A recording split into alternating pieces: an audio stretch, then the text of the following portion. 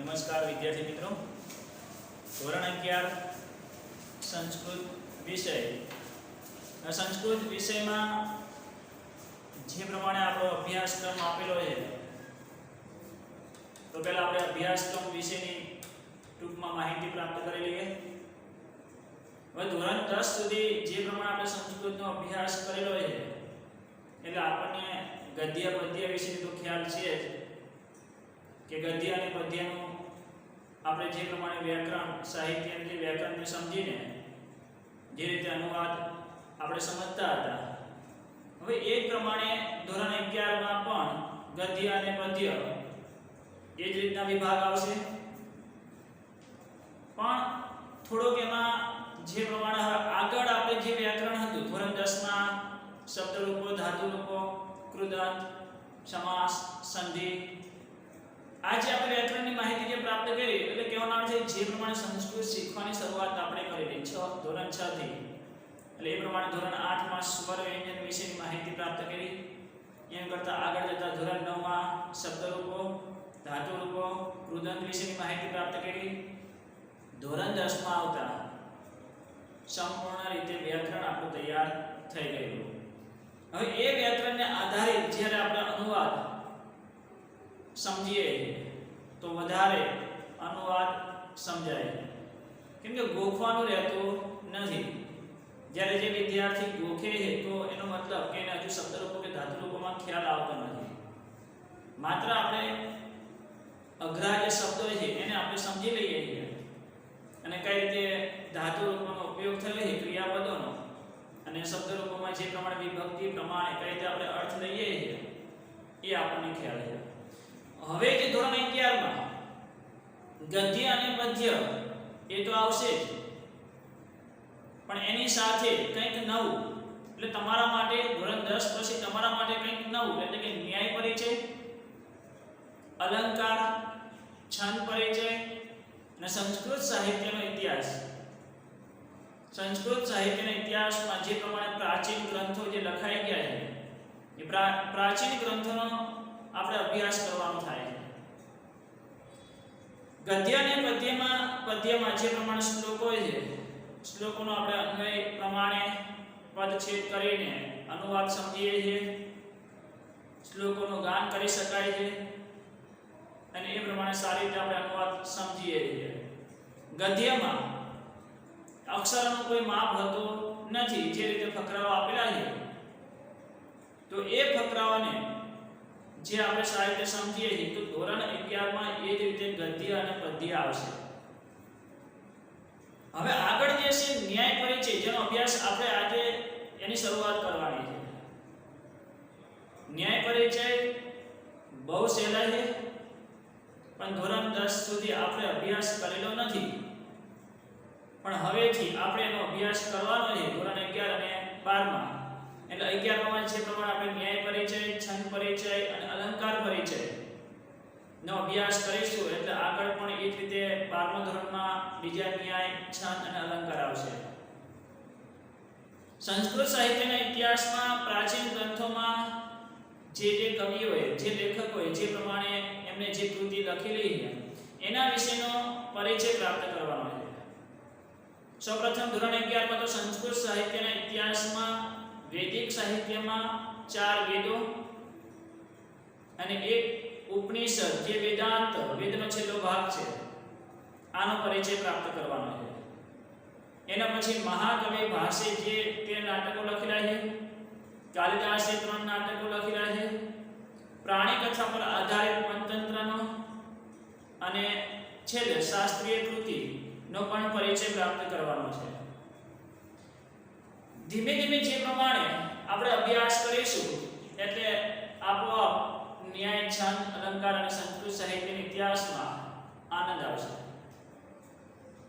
ધોરણ 10 માં ધાતુરૂપો, શબ્દરૂપો, કૃદંત, સમાસ આ બધું આપણે સમજી ગયા છે. એટલે પદ્ય અને ગદ્યમાં અનુવાદ માટે જ્યાં જે શબ્દો આવે છે એને આપણે સારી રીતે સમજી શકશું. પણ આપણા માટે જે નવું છે એ આપણા માટે પણ સહેલું છે.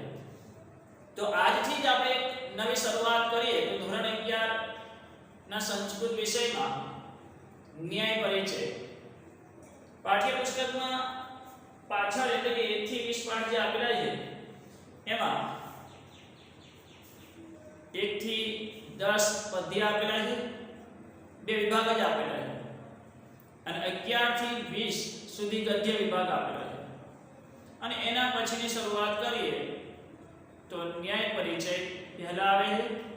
અને ન્યાય પરિચયનો હજુ સૌપ્રથમ પહેલા આપણે તો એનો પરિચય પ્રાપ્ત કરવો પડશે. અને ન્યાય પરિચય માટેના 10 ન્યાયો આપેલા છે એને આપણે સમજવાના છે. તો પહેલા ન્યાય કોને કહેવાય? ન્યાય વિશેના અનેક અર્થ થાય છે. તો ન્યાય વિશેના જે અનેક અર્થ થાય છે એને આપણે સમજીએ. અને ધોરણ 11 માં એટલે કે સંસ્કૃત સાહિત્યમાં અહીંયા આપણે ન્યાયનો શું અર્થ લેવાનો છે એટલે એક એક ન્યાય જ્યારે આપણે એનો અભ્યાસ કરીશું એટલે ખ્યાલ આવશે કે સંસ્કૃત સાહિત્યમાં જે પ્રમાણે જે અહીંયા ન્યાય આપેલા છે જીવન માટે બહુ જરૂરી છે. તો સૌપ્રથમ પહેલા ન્યાય વિશેનો ટૂંકમાં આપણે એનો પરિચય પ્રાપ્ત કરી લઈએ કે ન્યાયના અનેક જે અર્થ થાય છે એમાંથી અહીંયા આપણે જે ન્યાય સમજવાનો છે એ દ્રષ્ટાંત જે સમજવાના છે એ કઈ રીતે? તો સૌપ્રથમ પહેલા પાઠ્યપુસ્તકમાં તમે પેજ નંબર 83 પર જોઈ શકો છો. પહેલા ન્યાય વિશેનો એક ટૂંકમાં પરિચય આપેલો છે.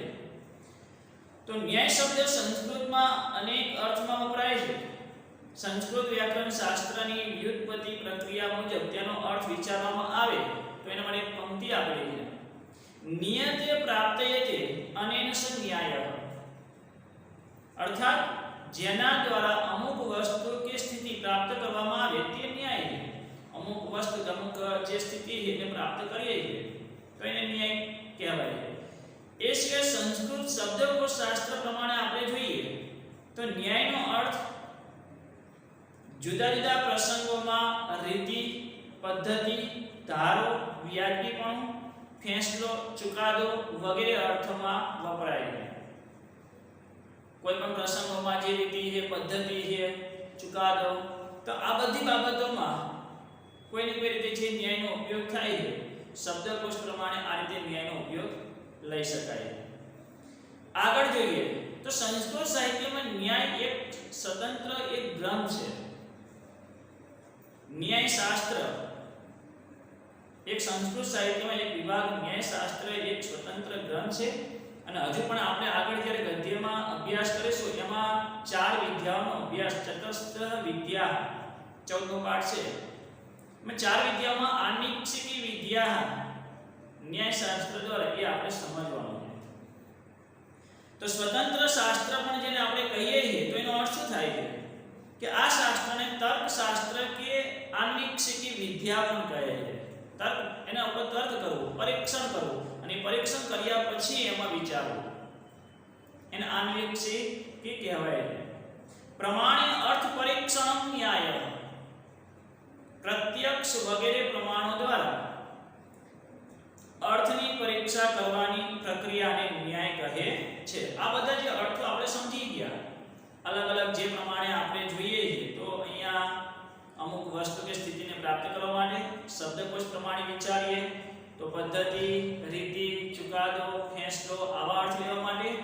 અને ન્યાય એક સ્વતંત્ર શાસ્ત્ર પણ કહે છે કે તર્ક કરવું, પરીક્ષણ દ્વારા જે રીતે આપણે સમજીએ છીએ તો ન્યાય શાસ્ત્ર આ પ્રમાણે અલગ અલગ એના અર્થ આપણે જોઈ ગયા.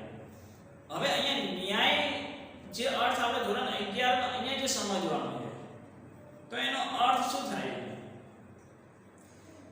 ન્યાય શબ્દ જે વાપરવામાં આવે છે એક વિશેષ અર્થમાં લેવાય. તો આ અર્થ કંઈક આ રીતનો છે.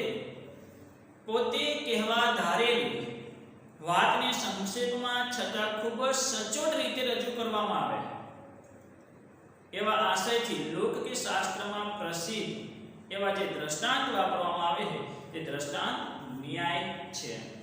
લોક શાસ્ત્ર પ્રસિદ્ધ દ્રષ્ટાંત વિશેષ ન્યાય.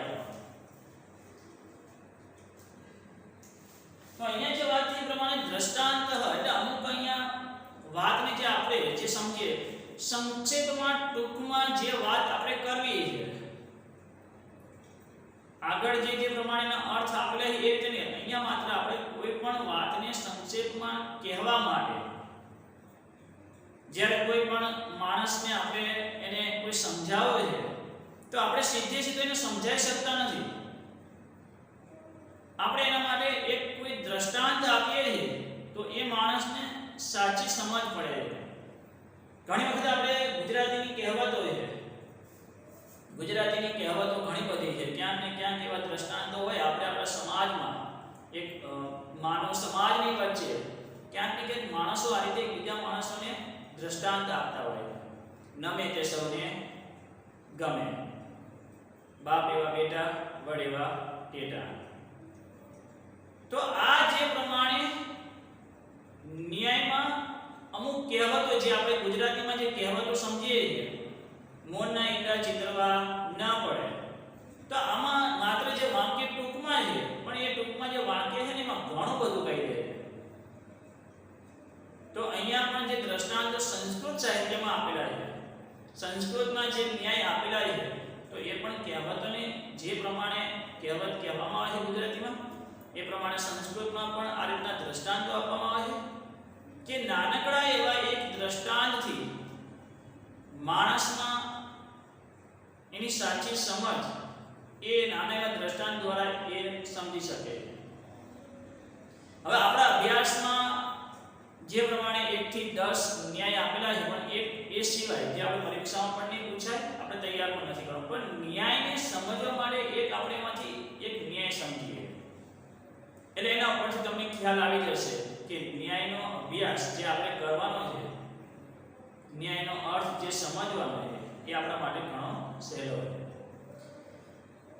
એક ન્યાય પ્રસિદ્ધ છે, નિરક્ષીર ન્યાય, નિરક્ષીર વિવેક ન્યાય, એક આવો ન્યાય પ્રસિદ્ધ છે. નિર એટલે પાણી, ક્ષીર એટલે દૂધ, વિવેક ન્યાય હવે પાણી અને દૂધને બંનેને અલગ કરી એને સમજવા.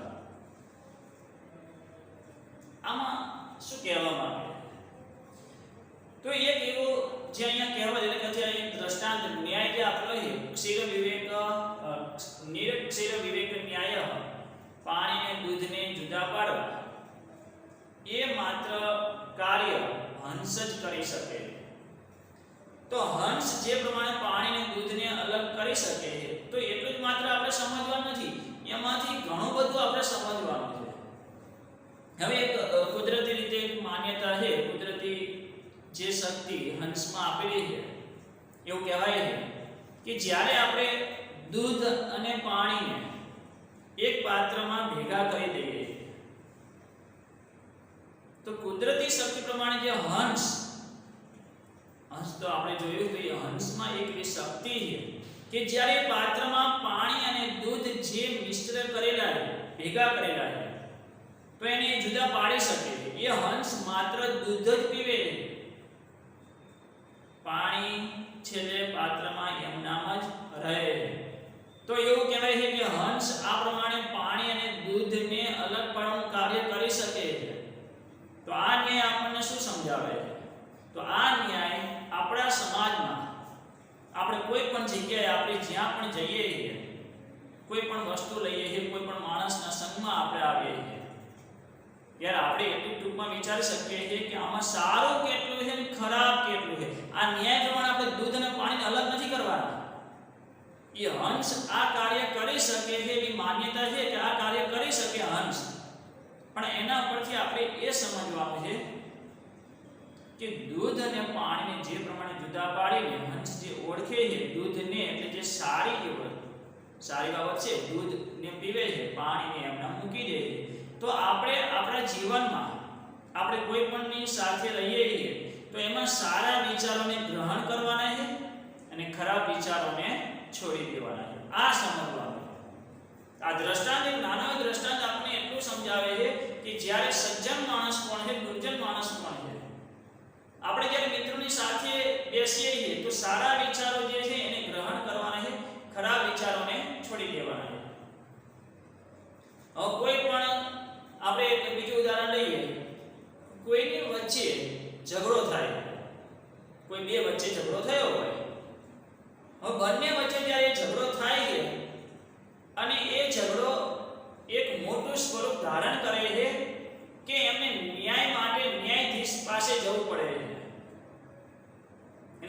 માટે. આ બંને જે વ્યક્તિઓએ ન્યાયાધીશ પાસે જાય તો ન્યાયાધીશ શું કરશે?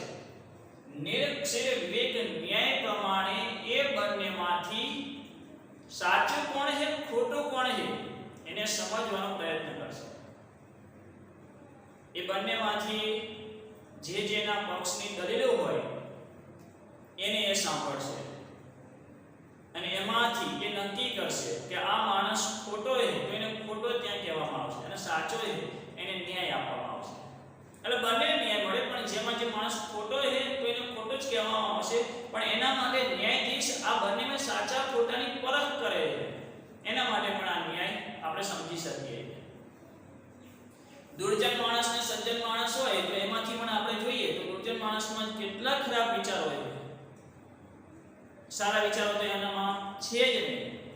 સજ્જન માણસ છે એનામાં ઘણા બધા સારા વિચારો હોય. તમે બંનેમાંથી એટલે તો તમે ઓળખી શકો કે સજ્જન માણસ કોણ છે, દુર્જન માણસ ખરાબ માણસ કોણ છે, કેમ કે એના વિચારો ઉપરથી તો આપણને એટલો તો ખ્યાલ આવે કે આમાં સારો માણસ કોણ છે, ખરાબ માણસ કોણ છે. એટલે આ ન્યાય પરથી આપણે આપણા જીવન માટે એ સમજવાનું છે કે નિરક્ષેર વિવેક ન્યાય જે માત્ર એક સંક્ષેપમાં જે કહેવાની જે રીત છે ને એના પરથી આપણા જીવનમાં આપણે એ સમજવાનું કે હંમેશા કોઈ પણ સમયે કોઈ પણ જગ્યાએ ગમે ત્યાં આપણે જઈએ તો માત્ર સારા વિચારોને પ્રાપ્ત કરવાના છે, ખરાબ વિચારોને પ્રાપ્ત કરવાના નથી. આ ન્યાય આપણને એ સમજાવ આપણા અભ્યાસમાંથી ખાલી ઉદાહરણ તરીકે આપણે એને સમજીએ. હવે આપણે આપણા અભ્યાસની શરૂઆત કરીએ. તો એમાં સૌપ્રથમ પહેલો ન્યાય આપણે 1 થી 10 ન્યાય આપેલા છે, એમાંથી આપણે 1 થી 5 ન્યાય સમજવાના. સિંહાવલોકન ન્યાય, પંખ પ્રક્ષાલન ન્યાય, જે પ્રમાણે 1 થી 5 ન્યાય ક્રમમાં આપેલા છે અને એક એકને ન્યાયને જે દ્રષ્ટાંત હોય એના અર્થ સાથે એક ઉદાહરણ સાથે આપણે એને સમજીએ. પાઠ્યપુસ્તકમાં જે પ્રમાણે આપેલા છે એ જ પ્રમાણે આપણે તૈયાર કરવાના છે. અહીંયા માત્ર જે હું તમને અર્થ એ શું કહેવા માંગે છે અને એના ઉપરથી એક આપણે દ્રષ્ટાંત એક ઉદાહરણ સમજવાનું છે કે એમાંથી આપણને શું બોધ મળે. આટલી બાબતો આપણે યાદ રાખવાની છે. અહીંયા જ્યારે હું તમને સમજાવીશ અને એકવાર તમે પાઠ્યપુસ્તકમાં એને વાંચી લેશો પછી તમારે ક્યારેય એને તૈયાર કરવાની જરૂર પડશે નહીં. ચલો આપણે એક એક ક્રમમાં આપણે ન્યાયને સમજીએ.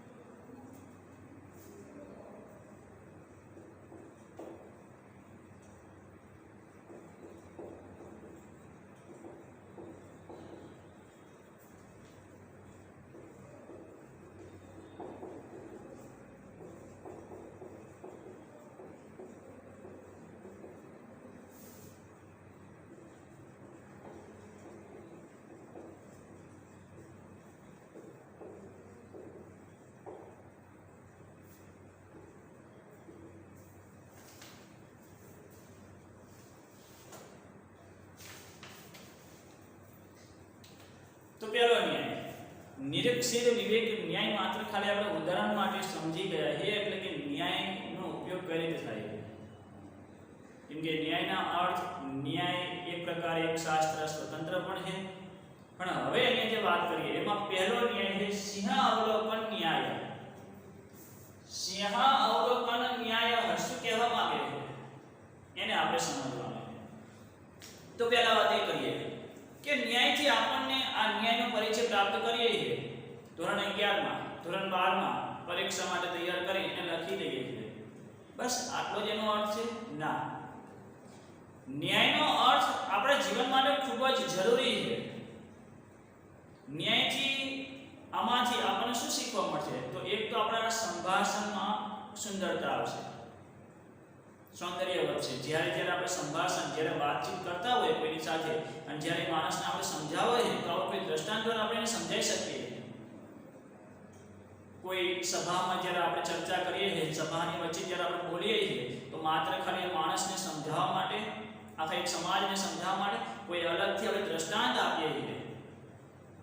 કથાકારો હોય છે, તો કથાકારો જ્યારે રામાયણ, મહાભારત કે ભાગવત પુરાણ જે કથાઓ વાંચે છે, તો એમાં ઘણા બધા એવા દ્રષ્ટાંતો આપે છે, જેથી કરીને સમાજને, માનવ સમાજને કંઈક ને કંઈક ઉપદેશ એના જીવનમાં ઉપયોગી બને.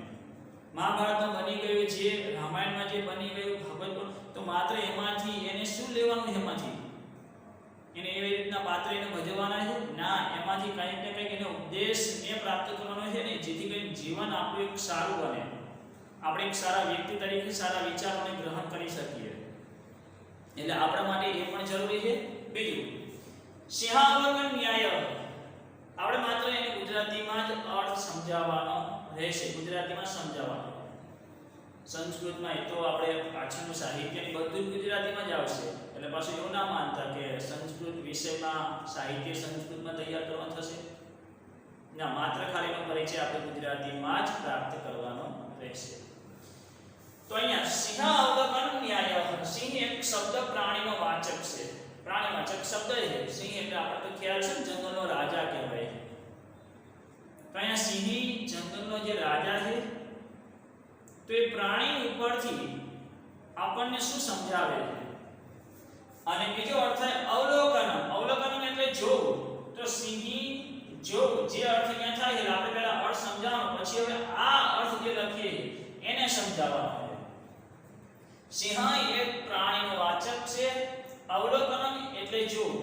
તો તમે ઘણી વખત આ વાત સાંભળેલી પણ હશે કે જંગલનો રાજા સિંહ જ્યારે જંગલમાં જતો હોય, ઘણી વખત તમે ભલે એને પ્રત્યક્ષ જોયો ના હોય, પણ પરોક્ષ રીતે તમે કોઈને કોઈ રીતે ટીવીમાં કે મોબાઈલ દ્વારા કે જ્યારે સિંહને તમે જુઓ છો અથવા જોવાનો પ્રયત્ન કરજો, એ જ્યારે ચાલે ને તો સડન જે રસ્તો પકડે છે એ રસ્તા ઉપર સીધે દોડી જતો રહે છે એવું નહીં બને. સિંહ જ્યારે રસ્તા ઉપર જતો હોય ત્યારે પાછું વળીને જુએ છે. સિંહ જ્યારે રસ્તા ઉપર જતો હોય ને એટલે ક્યાંક ને ક્યાંક આમ અથવા આ બાજુ, એટલે ચારે તરફ ક્યાંક ને ક્યાંક એ નજર નાખતો રહે છે. એ સીધો રસ્તો જે પ્રમાણે રસ્તો છે એ રસ્તા ઉપર આગળ જતો જ જાય છે એવું નથી.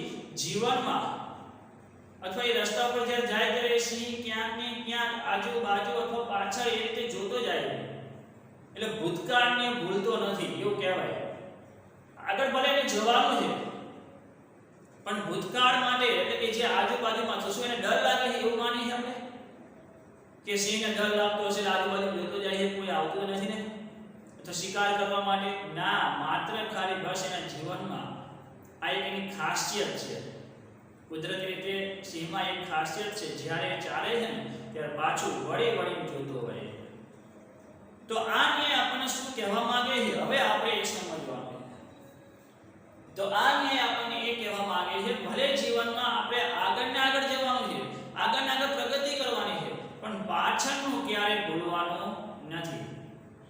ઘણા બધા માણસો હોય ને, પાછળનું જીવન કેવું હતું એને ભૂલી જાય છે, પછી આગળ એનામાં અહંકાર આવી જાય. ના, એવું ના બનવું જોઈએ. તમે ધોરણ 11 માં અભ્યાસ કરો છો અત્યારે, તો ધોરણ 11 માં જ્યારે તમે અભ્યાસ કરો છો, ધોરણ 10 સુધી જે અભ્યાસ થઈ ગયો એને ભૂલી જશો? તો ધોરણ 10 માં જે અમુક ટોપિક અથવા જે મુદ્દાઓ હતા એ ધોરણ 11 માં ક્યાંક ને ક્યાંક કામમાં આવે છે. એટલે તમે શું કરશો? પાછું વળીને તમે જોતા રહેશો. એટલે કહેવાનો અર્થ છે પાછું વળીને જોવાનું એટલે ભૂતકાળને યાદ કરવાનું છે. ધોરણ 11 માં અભ્યાસ કરતા વિદ્યાર્થીઓ ધોરણ 10 માં જે અભ્યાસ કરી ચૂક્યા છે એને ક્યાંક ને ક્યાંક એ યાદ કરશે, તો એ એના માટે સહેલું રહેશે. હવે આપણે સંસ્કૃતમાં જ્યારે પદ્ય અને ગદ્ય સમજતા હશું ત્યારે ક્યાંક ને ક્યાંક ક્રિયાપદો કે શબ્દરૂપો ભલે આપણે પરીક્ષામાં નથી પૂછાવાના, પણ એના આધારે અર્થની તો ખબર પડશે.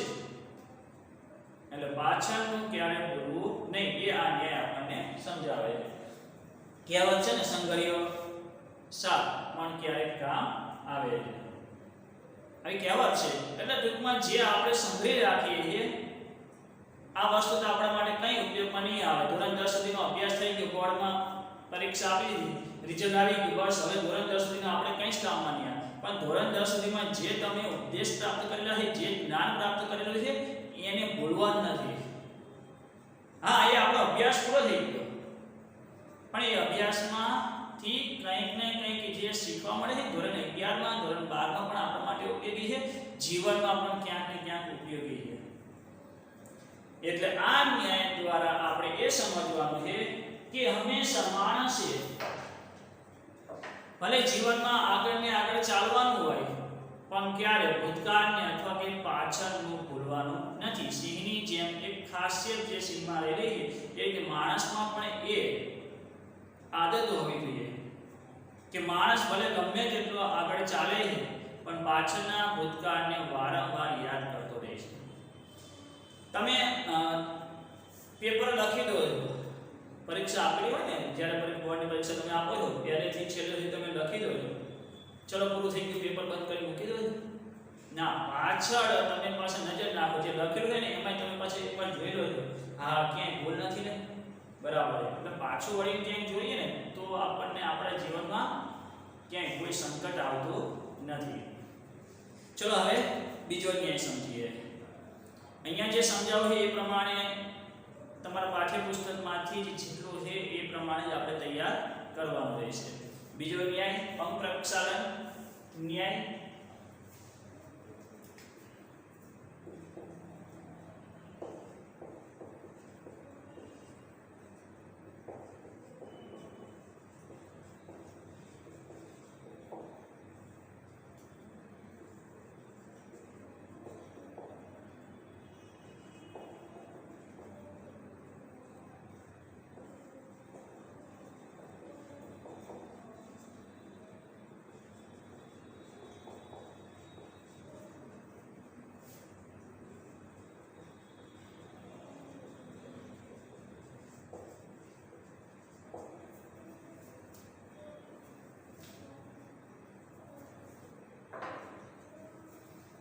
હવે પંખ પ્રક્ષાલન ન્યાય, એ ન્યાય આપણને શું બોધ આપે એને સમજવાનું. પંખ એટલે કાદવ થાય. હા, એટલું પાછું જો એમાં એક શબ્દ છે પંકજ, તો પંકજનો અર્થ થશે કમળ થશે. મૂળ તો અર્થ આ પ્રમાણે પંખ એટલે કાદવ, પછી જહ ઉપપદ તત્પુરુષ સમાસ પ્રમાણે જાયતે એટલે જન્મ થાય, કાદવમાં જન્મ થાય તો એનો આખો અર્થ લઈએ પંકજ તો શું કહેવાય? કમળ કહેવાય છે સંસ્કૃતમાં. પણ અહીંયા શબ્દ પંક, તો પંક એટલે કાદવ, પ્રક્ષાલન એટલે ધોવાની ક્રિયા, આ એનો અર્થ આપે છે. તો આ શું કહેવા માંગે છે? પંક એટલે કાદવ, પ્રક્ષાલન એટલે ધોવાની ક્રિયા. તો અહીંયા કાદવમાં જ્યારે આપણો પગ પડે છે તો આપણે એને સારી રીતે ચોખ્ખા પાણીથી એ પગને ધોઈ શકીએ છીએ. આ અર્થ અહીંયા કહેવા માંગે છે. તો તમને એમ લાગશે, પ્રશ્ન એવો થશે કે આમાં શું? પણ આમાંથી આપણે એ સમજવાનું છે કે જ્યારે માણસ બસ માત્ર આટલું જ વિચારે છે અને આગળની કોઈ તકેદારી રાખતો નથી, ત્યારે એને બહુ કષ્ટ વેઠવું પડે છે. સમય, શક્તિ નો ખર્ચ, એનો ખર્ચ થાય, સમય ત્યાં બગડે છે, શક્તિ ખોટી ત્યાં એ ખાલી થઈ જાય છે, અથવા જે પ્રમાણે હવે અહીંયા એ જે ન્યાય સમજાવે છે, કાદવમાં જ્યારે પગ પડે છે એટલે આપણે માત્ર એટલું જ વિચારીએ છીએ, ભલે ને હવે આ કાદવ હોય તો આપણને એટલું તો ખબર પડી છે ને કે કાદવમાં પગ ના પડે એવી તકેદારી રાખીએ. હવે પગ પડે છે અને પછી ધોવા જવું પડે છે, પાણી બગડે છે, ખોટો સમય બગડે છે, તો આટલો સમય આપણે બગાડીએ છીએ, તો એના કરતાં તકેદારી રાખીએ તો કાદવમાં પગ જ ના પડે તો ધોવાની કોઈ ક્રિયા કરવાની રહેતી નથી. આપણે તો એવું માનીએ છીએ કે પાણીની વ્યવસ્થા છે એટલે આપણે પગને ચોખ્ખો કરી શકીએ છીએ, પણ ખોટો સમય બગડે છે, ખોટું પાણી ત્યાં વપરાય છે. તો આ બધી બાબતો આપણે વિચારતા નથી, કેમ કે આપણી પાસે સુવિધાઓ છે. અત્યારે જોવા જઈએ તો આપણા આ સમયમાં ઘણી બધી એવી ભૌતિક સુવિધાઓ છે, પણ પાછળનું કોઈ વિચારતું જ નથી, કોઈ તકેદારી રાખતું જ નથી. તો હવે એના ઉપરથી આપણે એક ઉદાહરણ સમજીએ. ચોમાસાનો સમય હોય, તમે જોયો છો ઘણી વખત ચોમાસાના સમયમાં આપણી આજુબાજુ ઘરની બાજુમાં અથવા રસ્તા પર ક્યાંક ને ક્યાંક ખાડાઓ હોય છે. તો માણસે ક્યારે એવું વિચાર્યું કે એ ખાડાને આપણે પુરાણ કરાવી દઈએ? ભલે ને ખાડો હોય, ચોમાસામાં વરસાદ થશે, વરસાદનું પાણી ભરાશે, એમાં શું પાણી ભરાશે ને એમાં મચ્છરોનું ઉત્પાદન થશે. ભલે મચ્છરોનું ઉત્પાદન થાય, અને મચ્છરોનું જ્યારે ઉત્પાદન થાય છે અને એ મચ્છરો જ્યારે માણસને કરડે છે તો બીમાર પડશે. ભલે ને બીમાર પડીએ, નિદાન તો થાય જ છે ને, દવા લઈ લેશે, એનો ઉપચાર એની સારવાર થાય જ છે. માણસ આવું વિચારે છે, ત્યારે એ તકેદારી રાખતો નથી. એટલે અહીંયા એવું કહે કે હંમેશા જીવનમાં કોઈ પણ બાબતથી આપણે પહેલેથી તકેદારી રાખો. ખોટો સમય, શક્તિ કે ખોટો ખર્ચ ના થાય, ખોટું કષ્ટ આપણે વેઠવું ના પડે. તમે જોવો ને ઘણી વખત ખાડામાં ત્યાં પાણી ભરાયેલું હોય એટલે મચ્છરો થાય, અને એ મચ્છરોને કારણે જે પ્રમાણે આપણે બીમાર પડીએ છીએ, બીમાર પડીએ એટલે દવાખાને જવું પડે છે, ડોક્ટર એનું નિદાન કરે છે અને આપણે જે દવા આપે છે એનાથી રોગ દૂર થાય છે. એટલે આપણને કોઈ ચિંતા નથી. પણ પહેલેથી જ એટલી તકેદારી રાખો કે ચોમાસાનો સમય છે, વરસાદ થશે, પાણી ભરાશે, એના કરતાં પહેલેથી જ આપણે ખાડાને પુરાણ કરી દઈએ. હંમેશા પહેલેથી જ પાળ બાંધવી જોઈએ, તો કંઈક પાણી ભેગું થાય. એટલે અહીંયા એ કહે છે કે પહેલેથી તમે જ્યારે ખાડાનું પુરાણ કરી દીધું હોય તો વરસાદમાં પાણી ભરાશે નહીં, મચ્છરનો જન્મ પણ નહીં થાય, અને એના કારણે જે રોગ થાય છે એ રોગ પણ નહીં થાય, અને આપણે દવાખાને ડોક્ટરની પાસે પણ નહીં જવું પડે. જેટલી તકેદારી આપણે આપણા શરીરની રાખીએ છીએ એટલું જ આપણને સુખ મળે.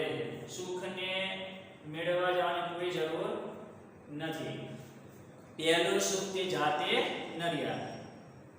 હંમેશા આપણું શરીર જો સારું હશે ને તો જ આપણે બધા જ કામ કરી શકશું, અને જે સમય બગડે છે એ સમયમાં પણ આપણે કંઈક સારી બાબતો સદુપયોગ આપણે એનો સારો કરી શકશું. એટલે આ ન્યાય આપણને એ સમજાવે છે કે પંખ પ્રક્ષાલન ન્યાય. પંખ એટલે કાદવ, પ્રક્ષાલન એટલે ધોવાની ક્રિયા. કાદવમાં પગ પડે છે તો એને ધોવાની ક્રિયા કરીએ છીએ અને એ પગ સાફ પણ થઈ જાય છે. પણ પહેલેથી આપણે તકેદારી રાખીએ તો આપણો પગ કાદવમાં પડે જ નહીં અને પાણીથી ધોવો પણ ના પડે. એમ આપણે હંમેશા પહેલેથી જ એવી તકેદારી રાખીએ કે ધોરણ 11 માં આપણે અભ્યાસ કરીએ છીએ તો પહેલેથી જ એવો અભ્યાસ કરીએ કે ધોરણ 12 માં પણ કોઈ કષ્ટ વેઠવું ના પડે. ચલો એ તો થઈ પડશે, પરીક્ષા આવે એટલે આપણે એક રાત જાગીએ એટલે બધું તૈયાર થઈ જશે. ખોટું એ આખી રાત જાગીને હેરાન થવાનું, એના કારણે કદાચ બીમાર પડીએ. પણ પહેલેથી થોડું આપણે તૈયાર કરતા રહીએ, પહેલેથી જ આપણે તકેદારી રાખીએ તો કોઈ જ ચિંતાનો પ્રશ્ન બનશે નહીં, અને હંમેશા સંતોષથી આનંદ પ્રાપ્ત કરી શકીએ, સુખી રહી શકીએ. ચલો ત્રીજો ન્યાય. તો પહેલા ન્યાય દ્વારા આપણે જે સમજી ગયા માણસે ચાલવાનું ભલે આગળ ને આગળ હોય પણ ક્યારેક ક્યારેક એના ભૂતકાળને એટલે પાછું વળીને એને જોવાનું હોય છે તો જ એ માણસ કંઈક પ્રગતિ કરી શકે છે. બીજા ન્યાયમાં આપણે સમજી ગયા કે જે પણ મુશ્કેલી ઊભી કરે છે તો એને એક દુઃખ વેઠવું પડે છે, એના કરતાં કોઈ મુશ્કેલી ઊભી થાય જ નહીં એવી તકેદારી હંમેશા રાખવી જોઈએ. એટલે ખોટો કોઈ સમય શક્તિ ખર્ચાય નહીં, કષ્ટ વેઠવું ના પડે. આ બધી બાબતો આ ન્યાય પરથી આપણે સમજી શકીએ છીએ. ત્રીજો ન્યાય.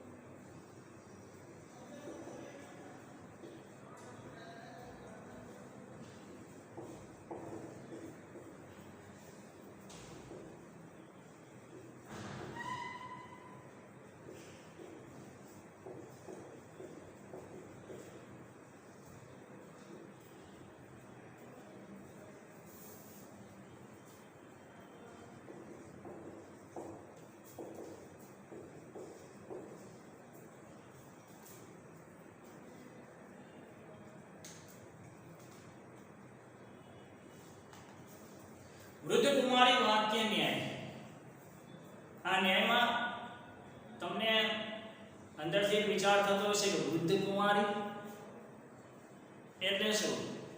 પણ આ ન્યાય જે સમજાવે છે એમાં એવું કહેવા માંગે છે કે વૃદ્ધ કુમારી, વૃદ્ધ એવી કુમારી એટલે વૃદ્ધાવસ્થે એ સ્ત્રી વૃદ્ધાવસ્થે પહોંચી ગઈ છે પણ લગ્ન થયા નથી એટલે કુમારી કહેવાય. આપણા સમાજમાં કે કોઈ પણ આપણે જોઈએ સમજીએ કે જ્યાં લગ્ન થયા નથી એ કુમારી છે.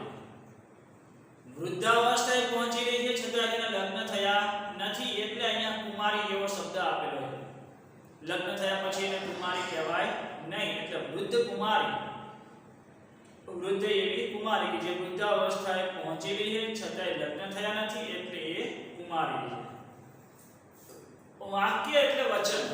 તો વૃદ્ધ એવી કુમારીનું એક વચન, વૃદ્ધાવસ્થાએ જે પહોંચી ગઈ છે લગ્ન થયા નથી એટલે જે કુમારી છે અને કુમારીનું એક વચન પરથી એને ઘણી બધી વસ્તુઓને એને પ્રાપ્ત કરી લીધી. એટલે આ ન્યાય આપણને એ સમજાવે છે કે એક જ વચનથી ઘણું બધું પ્રાપ્ત કરી લેવું. ઘણું બધું પ્રાપ્ત કરવા માટે જ્યાં ત્યાં આપણે દોડીએ છીએ કંઈ પ્રાપ્ત કરી શકતા નથી. એના કરતાં હંમેશા આપણી બુદ્ધિનો ઉપયોગ કરો, બુદ્ધિથી એટલું વિચારો કે એવું તો શું છે કે જેના માટે આપણે અલગ અલગ વસ્તુઓથી પણ કંઈ પ્રાપ્ત કરી શકતા નથી. એક જ વસ્તુથી ઘણું બધું પ્રાપ્ત થઈ જાય છે.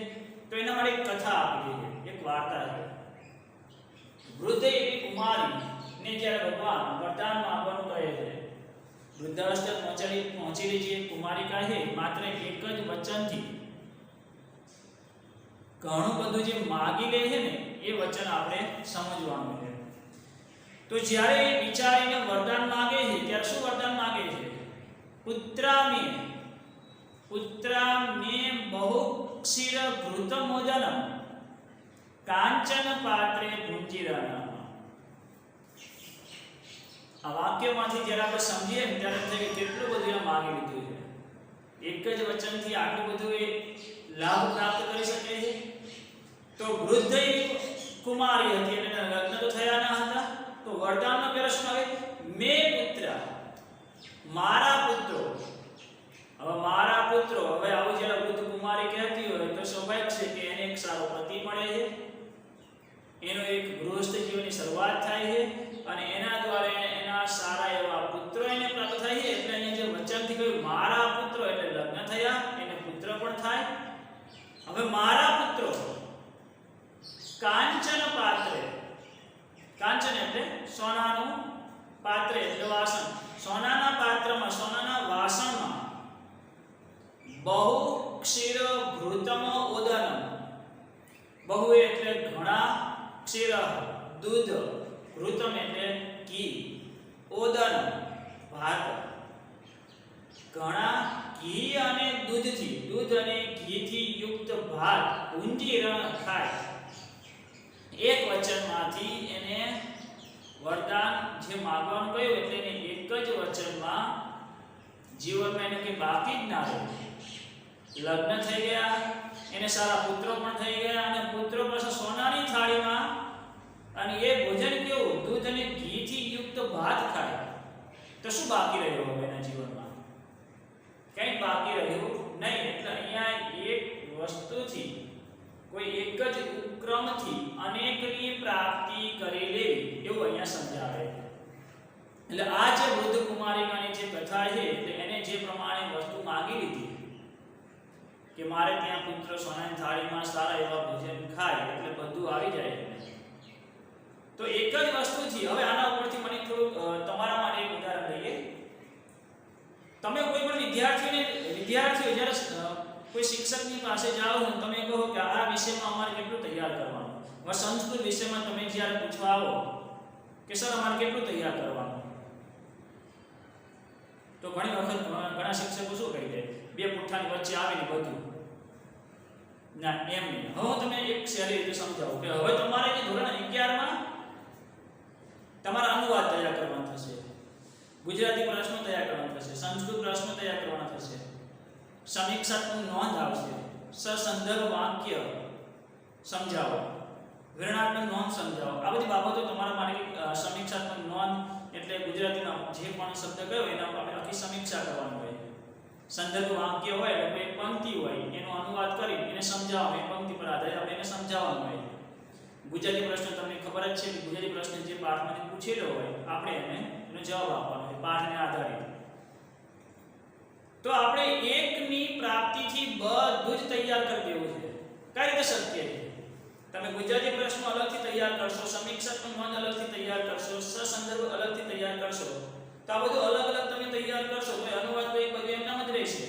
પણ એના કરતા એકની પ્રાપ્તિથી બધું જ તૈયાર થઈ જાય તો પહેલા તમને હું એ કહેવા માંગુ છું કે સંસ્કૃતમાં જ્યારે તમે કોઈ પણ પાઠનો અનુવાદ તૈયાર કરી દો સારી રીતે, કે જે પણ પાઠ છે એનો અનુવાદ તમને સારો એવો અનુવાદ આખા પાઠનો તમને અનુવાદ આવડતું હોય તો એ અનુવાદને આધારિત તમે પાઠ તો સમજી ગયા, અનુવાદ તૈયાર થઈ ગયો. હવે અનુવાદ તૈયાર હોય એટલે કોઈ પણ ગુજરાતી પ્રશ્ન પૂછાય તમે એનો જવાબ લખી શકો, સમીક્ષાત્મક નોંધ પૂછાય તો એની સમીક્ષા કરી શકો, અને કોઈ પણ પંક્તિ જ્યારે સસંદર્ભ માટે પૂછાય તો તમે એને સારી રીતે પંક્તિને સમજાવી પણ શકો છો. પણ ક્યારે અનુવાદ એક તૈયાર કરો એટલે બધું તમે મેળવી શકો છો. એકની પ્રાપ્તિથી અનેકની પ્રાપ્તિ કરવી, તો એના માટે આ ન્યાય આપણે સમજવાનો હોય છે.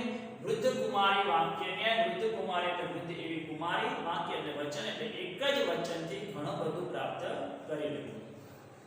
હવે પાઠ્યપુસ્તકમાં એક ન્યાયનું ઉદાહરણ આપ્યું છે કે માનવ જીવનના જુદા જુદા અનેક સંદર્ભમાં આ ન્યાયથી પ્રેરણા અને ઉપદેશ મળી શકે છે. તો એના માટે એવું સમજાયું કે જ્યારે આપણે આપણા શરીર માટે અનેક પ્રોટીન વિટામિનને જ્યારે પ્રાપ્ત કરવા માટે આપણે દવાખાને જઈએ, ડોક્ટર સ્વાભાવિક જ્યારે દવા લખી દે આપણે પૂછીએ છીએ કે ડોક્ટર સાહેબ મારે હવે મારું શરીર સ્વસ્થ રહે એના માટે મારે કયા ભોજનને પ્રાપ્ત કરવા જોઈએ, વિટામિન પ્રોટીનને પ્રાપ્ત કરવા માટે, તો તમને કહેશે કે અલગ અલગ તમે શાકભાજી અન્નને પ્રાપ્ત કરો.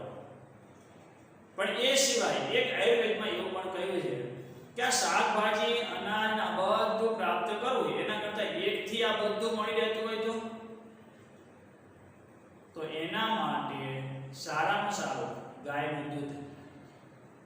ગાયના દૂધથી બધી જ બાબતો જે આપણા જે શરીર માટે જે જરૂરી પ્રોટીન વિટામિન છે, વિજ્ઞાન પણ માને છે, આયુર્વેદમાં પણ એવું કહ્યું છે કે આ એક આપણા માટે સમતોલ આહાર છે, સંપૂર્ણ રીતે આપણો આહાર કહેવાય છે કે ગાયનું દૂધ આપણે પીએ છીએ એટલે બધું એમાં આવી જાય છે. એકની પ્રાપ્તિથી બધું જ આપણે પ્રાપ્ત કરી શકીએ. તો એના માટે પણ આ નિયમમાં એક ઉદાહરણ સમજવા જેવું છે કે અલગ અલગ શાકભાજીના અનાજથી જે રીતે આપણે શરીરને જે તંદુરસ્ત રાખીએ છીએ તો એનાથી અલગ અલગ વસ્તુ કરતાં એક જ ગાયના દૂધથી એ એક પ્રકારની ઔષધિ છે જે આપણું શરીર તંદુરસ્ત રહે છે. આગળનું ન્યાય. તો આ રીતે જ્યારે કોઈ વ્યક્તિ એક જ ઉપક્રમથી અનેકની પ્રાપ્તિ કરતી હોય છે ત્યારે તેવી વ્યક્તિની ઉપલબ્ધિને સરસ રીતે વાચા આપવા માટે આ ન્યાય વાક્યનો પ્રયોગ કરી શકાય છે. ચલો આપણે અહીંયા 1 થી 3 ન્યાય જે સમજાયા એને તમારે પાઠ્યપુસ્તક પ્રમાણે તૈયાર કરી દેવા. એક વાર તમારે વાંચવા પડશે, પછી તમારે ક્યારેય જરૂર નહીં પડે. તમે જો અહીંયા સમજી ગયા હોય એક વાર તમે વાંચી લો, પરીક્ષા માટે પણ ક્યારે તમારે વાંચવાની જરૂર નહીં પડે, ખાલી અર્થની આપણને ખબર હોવી જોઈએ. ફરીથી આપણે એકવાર જોઈ લઈએ તો ન્યાય જે શબ્દ છે શબ્દકોશ પ્રમાણે સાહિત્ય પ્રમાણે એક સ્વતંત્ર શાસ્ત્ર પણ કહે છે. જ્યારે અહીંયા જે આપણે ન્યાય સમજવાનો છે એ ન્યાય સંક્ષેપમાં કહેલી વાત, જે સચોટ વાત છે, જે સાચી વાત છે એના માટે ન્યાયનો પ્રયોગ થયો છે, એટલે કે દ્રષ્ટાંત આપેલા છે. નાની નાની જે કહેવતો હોય એ પ્રમાણે અહીંયા જે નાના નાના અર્થમાં જે ન્યાય આપેલા છે એનાથી આપણે ઘણું બધું સમજી શકીએ છીએ. તો એના માટે આપણે 1 થી 3 ન્યાય જે સમજી ગયા. તો પહેલો ન્યાય સિંહાવલોકન ન્યાય. શું કહેવા માંગે છે?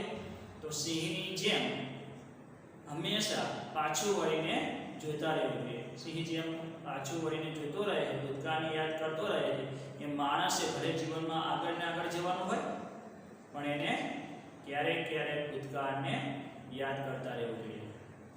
બીજો ન્યાય પંક પ્રક્ષાલન ન્યાય. તો પંક પ્રક્ષાલન ન્યાય આપણને સમજાવે છે. પંક એટલે કાદવ, પ્રક્ષાલન એટલે ધોવાની ક્રિયા.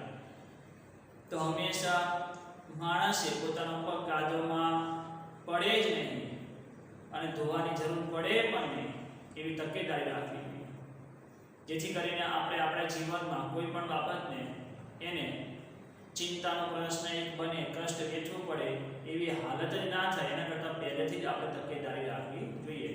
હળવાશથી કોઈ બાબત લેવી નહીં, પહેલેથી હંમેશા આયોજનથી કોઈ પણ કાર્ય કરેલું હોય ત્યારે કોઈ કષ્ટ વેઠવું પડતું નથી, ખોટો સમય પણ બગડતો નથી.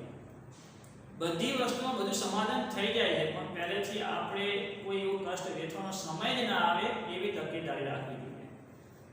ત્રીજો, વૃદ્ધ કુમારી વાક્યને એ સમજાવે છે કે એક જ વચનથી જે પ્રમાણે વૃદ્ધ કુમારિકા પોતાના જીવનમાં વૃદ્ધાવસ્થાએ પહોંચેલી કુમારિકાના જીવનમાં દુઃખ જ હોય, પણ જ્યારે એને વરદાન માંગવાનું કહ્યું એટલે એક જ વચનથી બધા દુઃખ જતા રહ્યા, જીવનમાં સારામાં સારું સુખ આવી ગયું છે. પુત્રો, પતિ, પુત્રો, સારા એવા ભોજન કરી શકે એવા સારા વાસણો, એટલે જીવનમાં ધન સંપત્તિ પણ એને બાકી ના રહી, બધું આવી ગયું. એમ આપણા જીવનમાં હંમેશા આપણે એકથી જ અનેકની પ્રાપ્તિ કરવા માટે વિચારવું જોઈએ. અસ્તુ, અહીંયા 1 થી 3 ન્યાય સમજાયા એ પ્રમાણે પાઠ્યપુસ્તકમાં જેટલું આપેલું છે એટલું આપણે તૈયાર કરી દેવું. અસ્તુ.